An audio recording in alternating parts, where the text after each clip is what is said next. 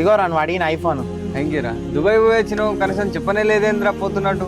ఇంకా అదే పాత బండి వాడుతున్నావారా? సరే రేపు మా కొత్త ఇంటి గృహప్రవేశం ఉంది, వచ్చాయి. సరేరా మరి.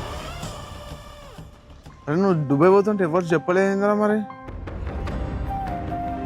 అరే ఇంకొన్ని రోజులలో దుబాయ్ పోతున్నారా, లైఫ్ సెట్గా. కంగ్రాట్స్ మామ. అరే పారప్పం.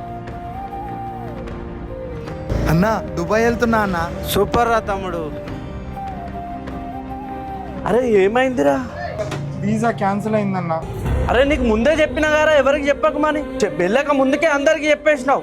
అందరు అడుగుతున్నారు మీ తమ్ముడు దుబాయ్ ఎప్పుడు పోతాడు, దుబాయ్ ఎప్పుడు పోతాడని. నేను ఏం సమాధానం చెప్పాలిరా వాళ్ళకు?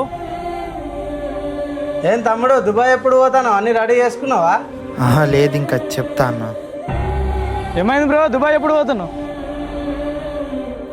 ఏమరా దుబాయ్ పోలేదారా? ఇంకా ఏజెంట్ హ్యాండ్ ఇచ్చినట్టున్నారా?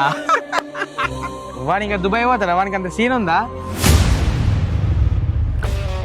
లైఫ్లో సక్సెస్ అవ్వాలంటే ఏ పనైనా చేసే ముందు ఎవ్వరికి ఏం చెప్పద్దు. సక్సెస్ అయితే చప్పట్లు కొడతారు, అదే కాకపోతే మాత్రం అదే కారణంగా పెట్టుకొని జీవితాంతం ఎగతాళి చేస్తూనే ఉంటారు. ఈ వీడియో పైన మీ అభిప్రాయాన్ని కామెంట్లో చెప్పండి.